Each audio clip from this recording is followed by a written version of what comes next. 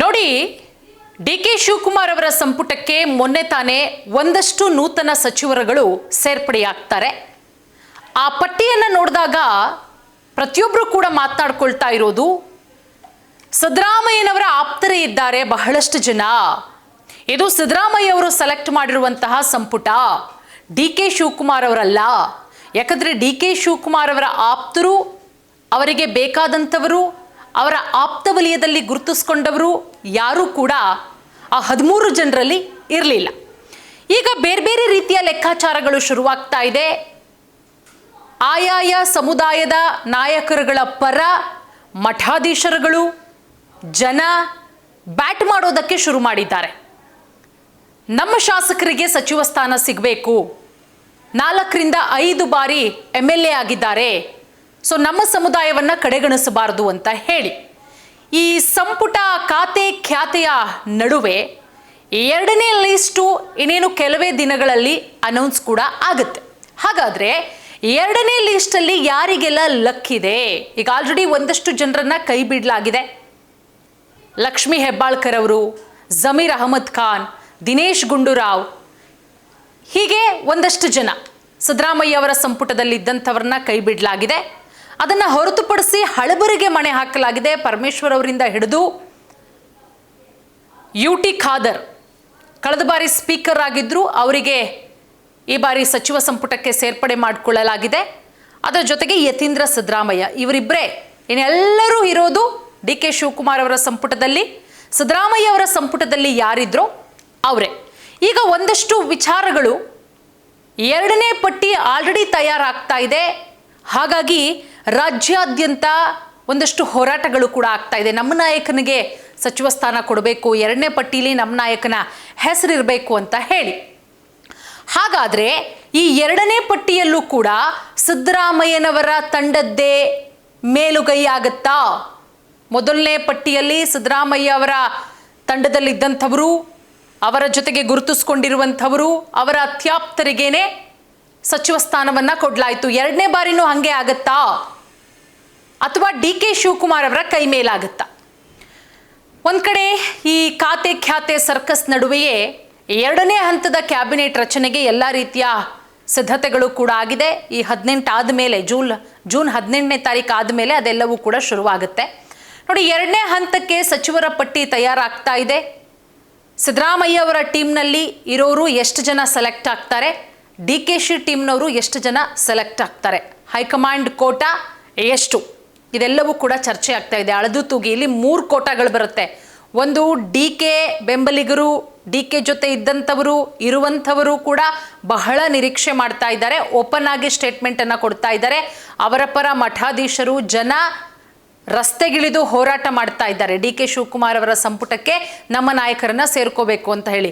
ಹಾಗಾಗಿ 3 ಟೀಮ್ ಏನಿದೆ, D K Shivakumar ಅವರ ಟೀಮ್ಗೆ ಎಷ್ಟು ಕೊಡುತ್ತೆ, ಸಿದ್ದರಾಮಯ್ಯ ಅವರ ಟೀಮು ಇನ್ನೊಂದಿಷ್ಟು ಜನ ಇದ್ದಾರೆ, ಅವರು 2ನೇ ಲಿಸ್ಟಿಗೆ ವೆಯ್ಟ್ ಮಾಡ್ತಾ ಇದ್ದಾರೆ, ಅವರಲ್ಲಿ ಯಾರಿಗೆ ಸ್ಥಾನ.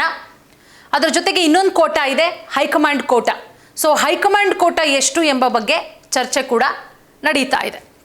ನೋಡಿ, ಒಂದು ಕಡೆ CM ಡಿ ಕೆ ಶಿವಕುಮಾರ್ ಸರ್ಕಾರದ 2ನೇ ಹಂತದ ಕ್ಯಾಬಿನೆಟ್ ರಚನೆಗೆ ಸಿದ್ಧತೆಗಳು ಬಹಳ ಜೋರಾಗಿ ನಡೀತಾ ಇದೆ.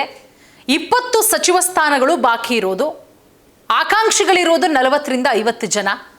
ಸೊ ಹಾಗಾಗಿ ಇರುವಂತಹ 20 ಸ್ಥಾನ, ಇರುವಂತಹ 50ರಿಂದ 60 ಆಕಾಂಕ್ಷಿಗಳಲ್ಲಿ ಯಾರಿಗೆ ಮಣೆ ಹಾಕಲಾಗುತ್ತೆ, ಯಾರಿಗೆ ಅದೃಷ್ಟ ಒಲಿಯುತ್ತೆ ಅನ್ನುವ ಲೆಕ್ಕಾಚಾರಗಳೇ ಈಗ ಜೋರಾಗಿರೋದು. ನೋಡಿ, ಮೊದಲನೇ ಹಂತದ ಲಿಸ್ಟನ್ನು ನಾವು ಗಮನಿಸಿದ್ವಿ. ಹಿರಿತನ, ಜಾತಿ ಲೆಕ್ಕಾಚಾರದಲ್ಲಿ ಬ್ಯಾಲೆನ್ಸ್ ಸಂಪುಟವನ್ನು ಹೈಕಮಾಂಡು ಮಾಡಿದರೂ ಕೂಡ ಬರೀ 1 ದಿನ 2 ದಿನಕ್ಕೆ ಎಷ್ಟೆಲ್ಲ ಹೈಡ್ರಾಮಗಳಾಯಿತು. ಒಬ್ಬರಲ್ಲ ಇಬ್ಬರಲ್ಲ 3ರಿಂದ 4 ಜನ ರಾಜೀನಾಮೆ ಕೊಡೋದಕ್ಕೆ ಮುಂದಾದ್ರು. ರಾಮಲಿಂಗಾರೆಡ್ಡಿ ಅವರಂತೂ ರಾಜೀನಾಮೆ ಕೊಟ್ಟೇ ಬಿಟ್ರು. ಕೊನೆಗೆ ಅವರ ಮನವೊಲಿಸುವಂತಹ ಪ್ರಯತ್ನ ಯಾವ ರೀತಿ ಆಯಿತು ಅನ್ನೋದು ಗೊತ್ತು. ಸೊ 2ನೇ ಹಂತದಲ್ಲಿ, ಸೊ ಮೊದಲನೇ ಹಂತದಲ್ಲಿ, ಹಾಗಾಗಿ ಹೈಕಮಾಂಡು 2ನೇ ಹಂತದಲ್ಲಿ ಏನು ಮಾಡುತ್ತೆ ಅನ್ನೋದೇ ಬಹಳ ಕುತೂಹಲ. ನಾನು ಆಗಲೇ ಹೇಳಿದಾಗೆ ಮೊದಲ ಪಟ್ಟಿಯಲ್ಲಿ ಸಿದ್ದರಾಮಯ್ಯ ತಂಡ ಮೇಲುಗೈ ಸಾಧಿಸಿದ್ರು. ಸೊ 2ನೇ ಪಟ್ಟಿಯಲ್ಲಿ ಡಿ ಕೆ ಶಿ ಪಟ್ಟಿ ಮೇಲುಗೈ ಸಾಧಿಸುತ್ತಾ? ಯಾರಿಗೆ ಲಕ್ಕು ಹಾಗಾದರೆ 2ನೇ ಪಟ್ಟಿಯಲ್ಲಿ? ನೋಡಿ, 20 ಸಚಿವ ಸ್ಥಾನ ಭರ್ತಿ ಆಗಬೇಕು. ಮೊದಲನೇ ಪಟ್ಟಿಯಲ್ಲಿ ಸಿದ್ದರಾಮಯ್ಯ ಹೈಕಮಾಂಡ್ ಆಯ್ಕೆ ಮೇಲುಗೈ ಆಗುತ್ತೆ. ಈಗ ಇನ್ನೇನು ಕೆಲವೇ ದಿನಗಳಲ್ಲಿ ಅನೌನ್ಸ್ ಆಗುವಂತಹ ಲಿಸ್ಟಲ್ಲಿ DK ಶಿವಕುಮಾರ್ ಅವರ ಬಣಕ್ಕೆ ಪಾರುಪತ್ಯ ಇರುತ್ತಾ? ನೋಡಿ, ಜಮೀರ್ ಅವರ ವಿಚಾರದಲ್ಲಿ ಹೈಕಮಾಂಡ್ ಏನು ತೀರ್ಮಾನ ತೆಗೆದುಕೊಳ್ಳುತ್ತೆ ಅನ್ನೋದನ್ನ ಕಾದು ನೋಡಬೇಕು. ಈ ಆಡಿಯೋ ರಿಲೀಸ್ ವಿಚಾರಕ್ಕೆ ಸಂಬಂಧಪಟ್ಟಂತೆ ಅವರಿಗೆ ಸಚಿವ ಸ್ಥಾನ ಹೋಲ್ಡ್ ಮಾಡಲಾಗಿದೆ ಅನ್ನುವಂತಹ ವಿಚಾರ. ಬಟ್ ಜಮೀರ್ ವಿಚಾರದಲ್ಲಿ ಹೈಕಮಾಂಡ್ ಏನು ತೀರ್ಮಾನ ಮಾಡುತ್ತೆ ನೋಡೋಣ. ಅದರ ಜೊತೆಗೆ ದಾವಣಗೆರೆ ಉಪಚುನಾವಣೆಯಲ್ಲಿ ಪಕ್ಷ ವಿರೋಧಿ ಹಣೆಪಟ್ಟಿ ಕಟ್ಕೊಂಡಿದ್ದಾರೆ. ಸೊ ಜಮೀರ್ ಅವ್ರಿಗೆ ಸ್ಥಾನ ಸಿಗುತ್ತಾ ಇಲ್ವಾ ಕಾದು ನೋಡಬೇಕು. ಹೈಕಮಾಂಡ್ ಕೃಪಾ ಕಟಾಕ್ಷ ಏನಾದರೂ ಬಿದ್ದರೆ ಸಿಕ್ಕದರೆ ಜಮೀರ್ಗೆ ಸಚಿವ ಸ್ಥಾನ ಸಿಗೋದು ಪಕ್ಕ ಅಂತ ಹೇಳಲಾಗ್ತಾ ಇದೆ. ಇಲ್ಲ ಅಂತ ಹೇಳಿದ್ರೆ ಸಂಪುಟದಿಂದ ಕೈ ಬಿಡಲಾಗುತ್ತೆ. ಸೊ ವಾಟ್ ನೆಕ್ಸ್ಟ್ ಜಮೀರ್, ಅದನ್ನು ನಾವು ಮುಂದಿನ ದಿನಗಳಲ್ಲಿ ನೋಡ್ತಾ ಹೋಗೋಣ. ಅದೆಲ್ಲದರ ನಡುವೆ ಲಕ್ಷ್ಮೀ ಹೆಬ್ಬಾಳ್ಕರ್ ಅವರು ಕಳೆದ ಬಾರಿ ಸಿದ್ದರಾಮಯ್ಯ ಅವರ ಸಂಪುಟದಲ್ಲಿ ಮಹಿಳಾ ಮತ್ತು ಮಕ್ಕಳ ಕಲ್ಯಾಣ ಇಲಾಖೆ ಸಚಿವರಾಗಿದ್ದರು. ಆದರೆ DK ಶಿವಕುಮಾರ್ ಅವರ ಸಂಪುಟದಲ್ಲಿ ಯಾವುದೇ ರೀತಿಯ ಸ್ಥಾನಮಾನ ಇಲ್ಲ. ಸೊ ಲಕ್ಷ್ಮೀ ಹೆಬ್ಬಾಳ್ಕರ್ ಅವರು ಕೂಡ ಒಂದು ಕಡೆ ಭರವಸೆ ಇಟ್ಟಿದ್ದಾರೆ, 2ನೇ ಲಿಸ್ಟಲ್ಲಿ ನನ್ನ ಹೆಸರು ಅನೌನ್ಸ್ ಆಗುತ್ತೆ ಅಂತ ಹೇಳಿ.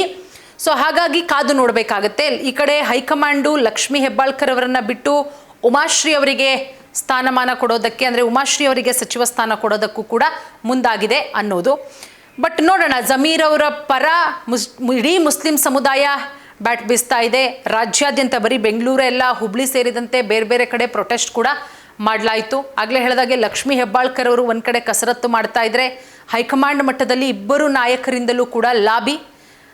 ಲಕ್ಷ್ಮಣ್ ಸವದಿ ಅವರು ಕೂಡ ರೇಸಲ್ಲಿದ್ದಾರೆ. ಯಾಕಂದರೆ ಕಿತ್ತೂರು ಕರ್ನಾಟಕದಲ್ಲಿ ತಮ್ಮದೇ ಪ್ರಭಾವವನ್ನು ಹೊಂದಿದ್ದಾರೆ ಲಕ್ಷ್ಮಣ್ ಸವದಿ. ಸೊ ಹಾಗಾಗಿ CM ಆಪ್ತ ಬಳಗದಲ್ಲೂ ಕೂಡ ಲಕ್ಷ್ಮೀ ಹೆಬ್ಬಾಳ್ಕರ್ ಅವರು ಗುರುತಿಸ್ಕೊಂಡಿದ್ದಾರೆ. ಸೊ ಹೈಕಮಾಂಡ್ ಮಟ್ಟದಲ್ಲಿ ಒತ್ತಡ ಹಾಕ್ತಾರೆ ಅಂತಲೂ ಕೂಡ ಹೇಳಲಾಗ್ತಾ ಇದೆ. ಸೊ ನೋಡೋಣ, ಜಮೀರ್ ಅವರಿದ್ದಾರೆ, ಲಕ್ಷ್ಮೀ ಹೆಬ್ಬಾಳ್ಕರ್ ಅವರಿದ್ದಾರೆ. ಅದ್ರ ಜೊತೆಗೆ ಅರಸೀಕೆರೆ ಶಾಸಕರಾದಂತಹ KM ಶಿವಲಿಂಗಯ್ಯ, ಸೊ ಅವರು ಕೂಡ ರೇಸಲ್ಲಿರೋದ್ರಿಂದ ಸೊ ಇನ್ನೂ ಒಂದಿಷ್ಟು ಜನ ಕಾಯ್ತಾ ಇದ್ದಾರೆ.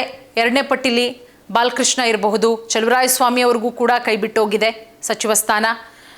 ಸೊ ಹಾಗಾಗಿ ಅವರೆಲ್ಲರೂ ಕೂಡ ಕಾಯ್ತಾ ಇದ್ದಾರೆ ದಾವಣಗೆರೆಯಿಂದ ಆ ಭಾಗದಲ್ಲಿ ಸಚಿವ ಸ್ಥಾನ ಬೇಕು ಅಂತ ಹೇಳಿ. ಸೊ 2ನೇ ಪಟ್ಟಿಯಲ್ಲಿ ಯಾರನ್ನ ಆಯ್ಕೆ ಮಾಡುತ್ತೆ ಕಾಂಗ್ರೆಸ್ ವಲಯದಲ್ಲಿ? 2ನೇ ಪಟ್ಟಿ ರಾಹುಲ್ ಗಾಂಧಿ ಆಯ್ಕೆಯೇ ಅಂತಿಮ ಅಂತಲೂ ಕೂಡ ಹೇಳಲಾಗ್ತಾ ಇದೆ. ಸೊ ಯಾರಿಗೆ ಮಣೆ ಹಾಕಲಾಗುತ್ತೆ ಅನ್ನೋದನ್ನು ಕಾದು ನೋಡಬೇಕು.